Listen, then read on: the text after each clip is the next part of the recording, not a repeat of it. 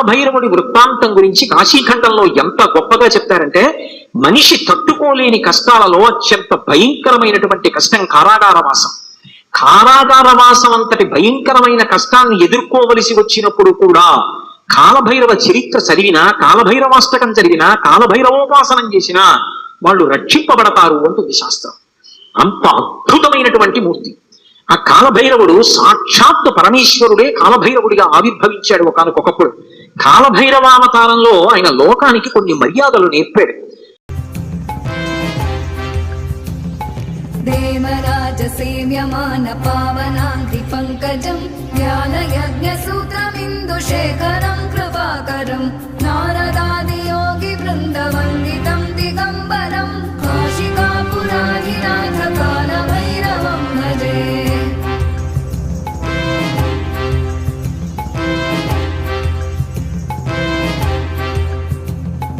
భానుకోటి భాస్వరం భవాభితారకం పరం నీలకంఠమీప్సితార్థదాయకం త్రిలోచనం కాలకాలమంబుజాక్షమక్షశూలమక్షరం కాశికాపురాధినాథ కాలభైరవం భజే.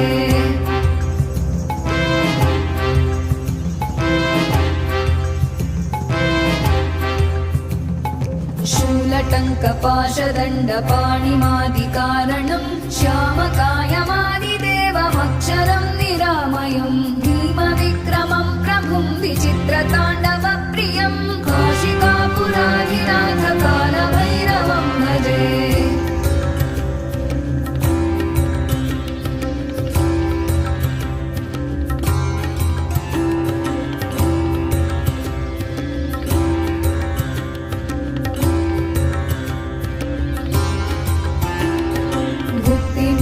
दायकं प्रशस्तचारु विग्रहं भक्तवत्सलं स्थितं समस्तलोकविग्रहं विनिक्मणं मनोग्रहेम किङ्किणीलसत्कटिं काशिकापुराधिनाथ कालभैरवं भजे.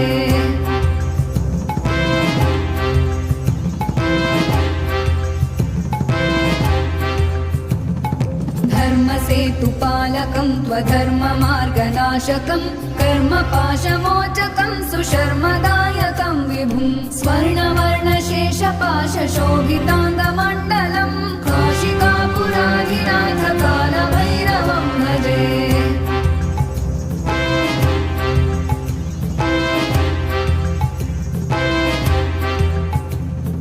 रत्नपादुका प्रभाभिरामपादयुग्मकं नित्यमद्वितीयमिष्टदैवतं निरञ्जनं मृत्युदर्पनाशनं करालदं श्रमोक्षणं काशिकापुराधिनाथ कालभैरवं भजे.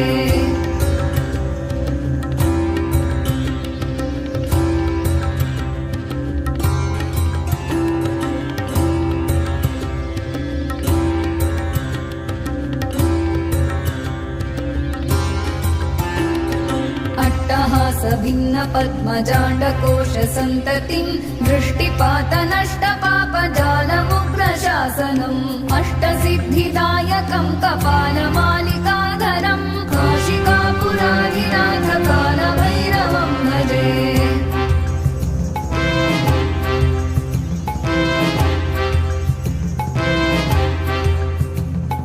भूतसङ्घनायकं विशालकीर्तिदायकं काशीवासलोकपुण्यपापशोधकं विभुं नीतिमार्गकोविदं पुरातनं जगत्पतिं काशिकापुराधिनाथ कालभैरवं भजे.